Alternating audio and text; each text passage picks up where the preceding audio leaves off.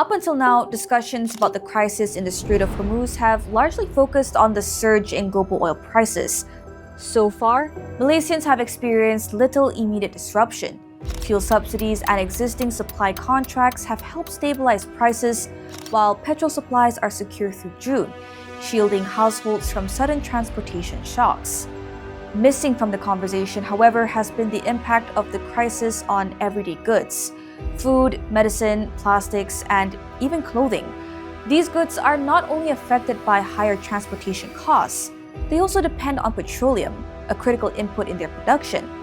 The Strait of Hormuz serves as a vital exit point for fertilizers, petrochemicals, metals, and other agricultural inputs, feeding global supply chains with critical products, including the ones that stock our supermarkets. According to the United Nations Food and Agriculture Organization, between 20 to 45% of globally traded agricultural inputs rely on sea passage through the strait. Until recently, around 2,000 ships were immobilized by the strait's sudden closure in early March. In any case, the disruption caused by nearly 7 weeks of blocked supplies may well drive fertilizer prices up, in turn pushing food production costs higher. Presently, a third of all fertilizer imports into Malaysia pass through this narrow strait, exposing the country to supply disruptions and price volatility. The good news is that food prices have yet to rise, with existing stockpiles able to absorb the shock.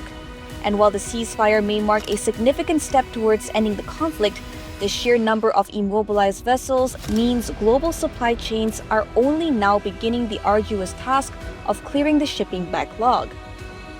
As a result, farmers facing higher costs and limited access to fertilizers may still be forced to cut back on usage or switch to different crops, which may translate into lower yields in the coming seasons.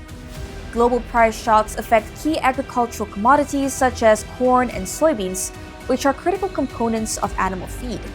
Combined pressures would see farm production costs rise, ultimately affecting consumers. Malaysia is particularly vulnerable because it is a trading nation. We import components, process them, and export finished goods. When the components fail to arrive, our factories fall silent. For food and beverage companies, the danger is that short-term disruption could lead to long-term damage. Plastic packaging, bottles, trays, and cold chain refrigerants are petrochemical derivatives. A backed-up supply chain is bound to drive up packaging costs for products as ordinary as bottled water, frozen foods, and canned goods. Supply chain specialists estimate that it could take up to 18 months for production to fully recover to pre-war levels. For Malaysia-bound vessels and supply chains, the crisis has yet to resolve itself and may even face unexpected disruptions.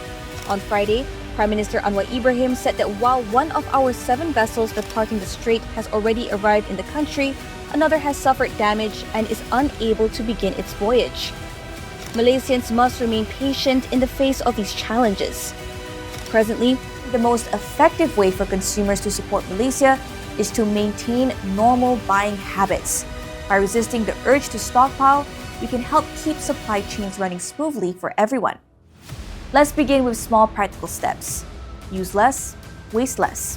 Let's also avoid taking today's stability for granted. Natasha Bust, FMT.